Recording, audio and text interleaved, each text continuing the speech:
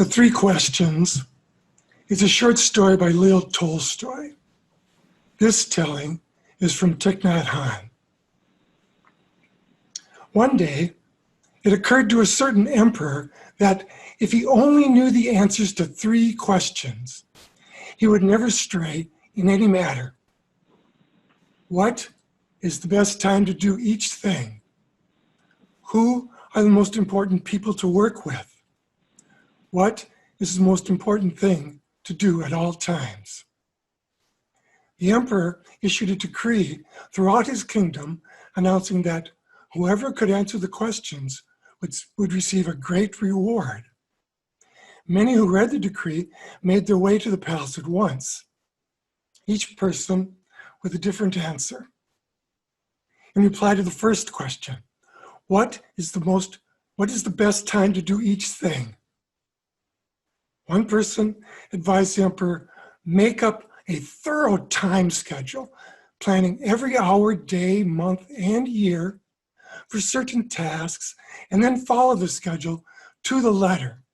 Only then could he hope to do every task at the right time. Another person replied that it was impossible to plan in advance, so that the emperor should put all vain amusements aside and remain attentive to everything in order to know what to do at what time. Someone else insisted that by himself, the emperor could never hope to have all the foresight and competence necessary to decide what to do and every task to do, and what he really needed was to set up a council of the wise and then act according to their advice. Someone else said that certain matters required immediate decision and could not wait for consultation. But if he wanted to know in advance what was going to happen, he should consult magicians and soothsayers. The responses to the second question also lacked accord. What are the most important people to work with? One person said the emperor needed to place all his trust in administrators. Another urged reliance on priests and monks, while others recommended physicians. Still others put their faith in warriors. The third question drew a similar variety of answers. What is the most important thing to do at all times? Some said science was the most important pursuit. Others insisted on religion, yet others claimed the most important things were martial arts and physical exercise. The emperor was not pleased with any of the answers, and no reward was given. After several nights of reflection, the emperor resolved to visit a hermit who lived up on the mountain and was said to be an enlightened man.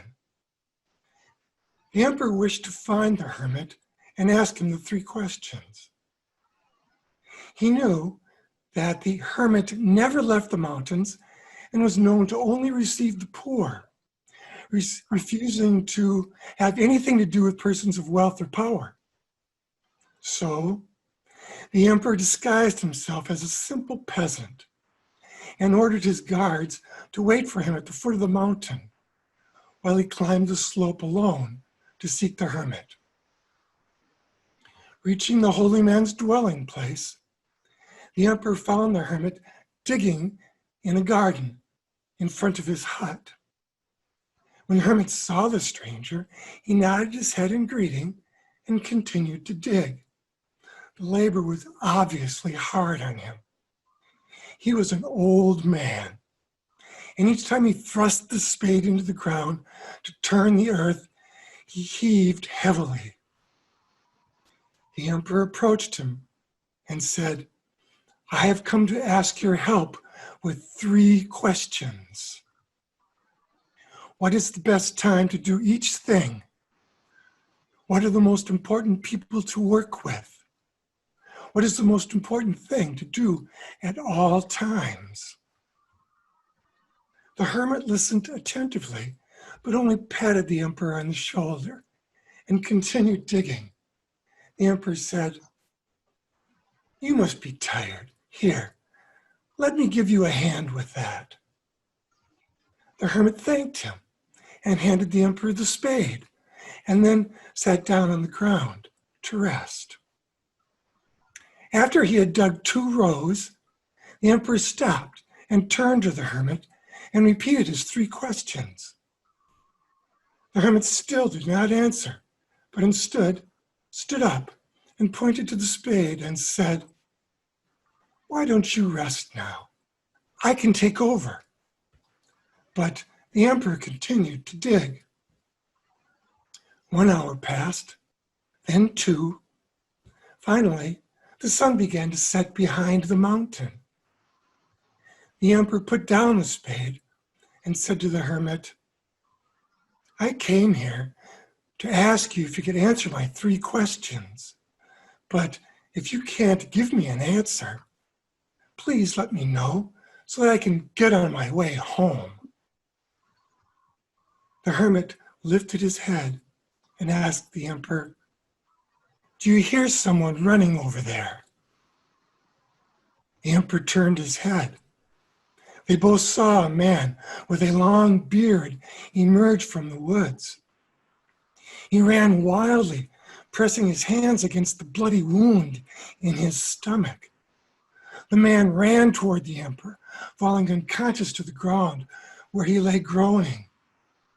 Opening the man's clothing, the emperor and the hermit saw that the man had received a deep gash.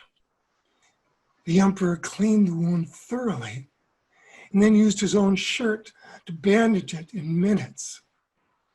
He rinsed the shirt out and bandaged the wound a second time and continued to do so until the flow of blood had stopped. At last, the wounded man regained consciousness and asked for a drink of water. The emperor ran down to the stream and brought back a jug of fresh water. Meanwhile, the sun had disappeared and the night air had begun to turn cold. The hermit gave the emperor a hand and laid the wounded man onto the hermit's bed. The man closed his eyes and lay quietly. Leaning against the doorway, the emperor fell asleep. When he rose, the sun had already risen over the mountain. For a moment, he forgot where he was and what he'd come there for. He looked over to the bed and saw the wounded man also looking around him in confusion. The wounded man saw the emperor and stared at him intently. In a faint whisper, he managed to say, "Please forgive me." The emperor responded, "But what have you done that I should forgive you?" "You do not know me, Your Majesty, but I know you. I was your sworn enemy, and I had vowed to take vengeance on you, for during the last war, you killed my brother and seized my property. When I learned that you were coming alone to the mountain to meet the hermit, I resolved to surprise you on your way and kill you. But after waiting for a long time, there was still no sign of you, so I left my ambush in order to seek you out. But instead of finding you, I ran across your guards, who recognized me, giving me this wound. Luckily, I escaped and ran here. If I hadn't met you, I would surely be dead by now. I had intended to kill you, but instead, you saved my life. I am ashamed and grateful beyond words. If I live, I will be your servant for the rest of my life, and I will bid my children and grandchildren do the same. Please grant me your forgiveness." The emperor was overjoyed to see that he was so easily reconciled with the former enemy. He not only forgave the man, but promised to return all the man's property and to send his own physician and servants to wait on the man until he was completely healed. After ordering his guards to take the man home, the emperor returned to the hermit, who was sowing the seeds in the earth they had dug the day before. The emperor wanted to repeat his 3 questions one last time. What is the best time to do each thing? What are the most important people to work with? What is the most important thing to do at all times? The emperor stood up and looked at the emperor. But your questions have already been answered. How's that? The emperor asked, puzzled. Yesterday, if you had not taken pity on my age and given me a hand with digging these beds, you would have been attacked by that man on your way home. Then you would have deeply regretted not staying with me. Therefore, the most important time was the time you were digging in the beds. And the most important person was myself. And the most important pursuit was to help me. Later, when the wounded man ran up here, the most important time was the time you spent dressing his wound. For if you had not cared for him, he would have surely died, and you would have lost the chance to have reconciled with him. Likewise, he was the most important person, and the most important pursuit was taking care of his wound. Remember, there's only one important time, and that is now, because the present moment is the only time that we can exercise choice. The most important person is always the person you are with, for who knows if you will have dealings with any person in the future. The most important pursuit is to spread goodwill wherever you are, because that is our highest purpose in life. Thich Nhat Hanh makes the following comment regarding this story.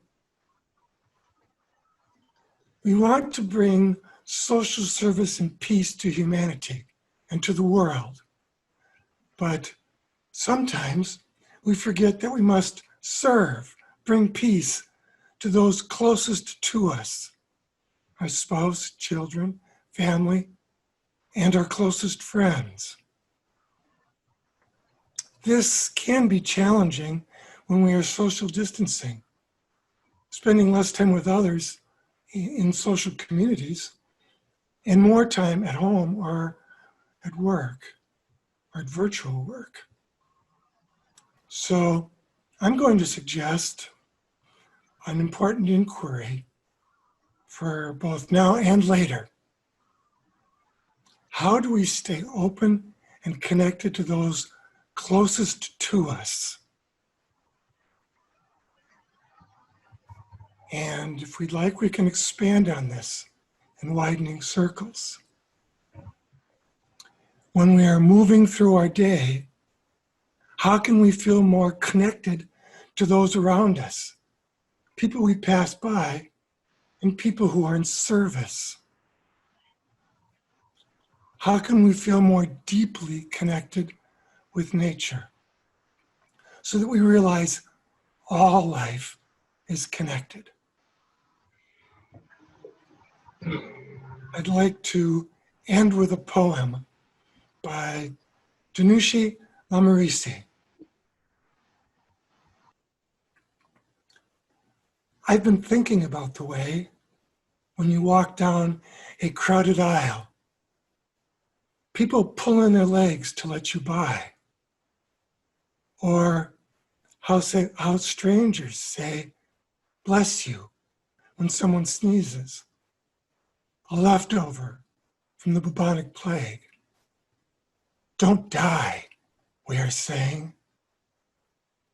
And sometimes, when you spill lemons from your grocery bag, someone else will help you pick them up.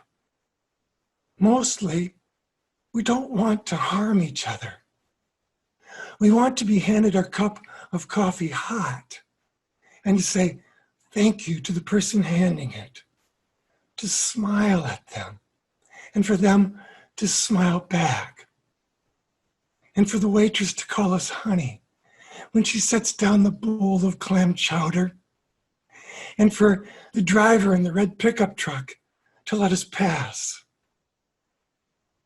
We have so little of each other now, so far from tribe and fire, only these brief moments of exchange. What if they are the true dwelling of the holy, these fleeting temples we make together when we say, here, have my seat. Go ahead, you first. I like your hat. Thank you for your kind attention.